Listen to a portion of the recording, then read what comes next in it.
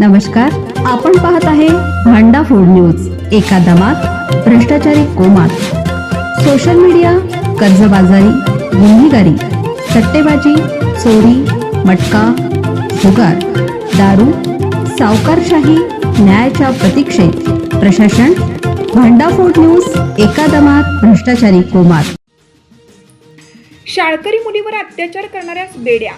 6वी शिक्षण घेणाऱ्या 13 वर्षीय परप्रांतीय मुलीला जबरदस्तीने उजळाईवाडी आणि शिंगणापूर येथील निर्जन ठिकाणी नेऊन लैंगिक अत्याचार करून पीडितेच्या आई वडिलांना जीवे मारण्याची धमकी देणारा नराधम प्रेम सचिन हेगडे वय 22 राहणार लक्षतीर्थ वसाहत कोल्हापूर यास लक्ष्मीपुरी पोलिसांनी रविवारी मध्यरात्री बेड्या ठोकल्या।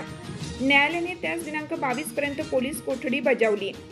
संशयिताला कठोर शिक्षा व्हावी यासाठी लक्षतीर्थ वसाहतीसह परिसरातील नागरिकांनी शनिवारी रात्री उशिरा लक्ष्मीपुरी पोलीस ठाण्यासमोर गर्दी केली होती। पोलीस निरीक्षक श्रीराम कन्हेरकर यांच्यासह पथकाने हेगडेच्या मुसक्या आवळल्या। रिकामटेकड्या व व्यसनाधीन असलेल्या हेगडेने पीडितेच्या कुटुंबियांशी असलेल्या ओळखीचा गैरफायदा घेत मुलीला गुरुवारी दिनांक 8 रोजी दुचाकीवरून शिंगणापूर जवळील शेतात नेऊन अत्याचार केला।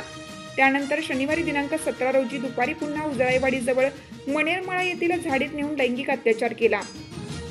लैंगिक अत्याचारासंदर्भात कोठे वाच्यता केल्यास तुझ्यासह आई वडिलांना जीवे मारण्याची नराधमाने पीडितेला धमकी दिली। बेदरलेल्या मुलीने हा प्रकार आई वडिलांच्या निदर्शनास आणून दिला। त्यांनी जाब विचारण्याचा प्रयत्न केला, मात्र नराधमाने त्यांनाही धमकी देऊन दहशत निर्माण केली। परप्रांतीय मुलीवर लैंगिक अत्याचाराची माहिती लक्षतीर्थ वसाहत परिसरातील नागरिकांना समजताच संतप्त नागरिकांनी नराधमाचा शोध घेण्याचा प्रयत्न केला, मात्र तो जमावाच्या हाती लागला नाही। नागरिकांनी शनिवार रात्री उशिरा लक्ष्मीपुरी पोलीस ठाण्यावर धाव घेऊन त्याच्या अटकेची मागणी केली। जमाव संतप्त झाल्याने तणावाची स्थिती निर्माण झाली। अप्पर पोलीस अधीक्षक डॉक्टर धीरज कुमार, पोलीस उपाधीक्षक गृह तानाजी सावंत, स्थानिक गुन्हे अन्वेषणचे निरीक्षक सुशांत चव्हाण यांच्यासह पोलीस अधिकारी दाखल झाले। खबरदारीचा उपाय म्हणून पोलीस नियंत्रण कक्षातील अतिरिक्त फौजफाटा पाचारण करण्यात आला। संशयिताविरुद्ध गुन्हा दाखल करून त्याच्या विरुद्ध कठोर कारवाई करण्याची वरिष्ठ अधिकाऱ्यांनी ग्वाही दिल्यानंतर जमाव शांत झाला। मध्यरात्री नराधमाला बेड्या ठोकण्यात आल्या। शहरातील महिला संघटनांसह सामाजिक संस्था संघटनांनी नराधमाच्या कृत्याचा निषेध करून त्याच्यावर कठोर कारवाईची मागणी केली आहे।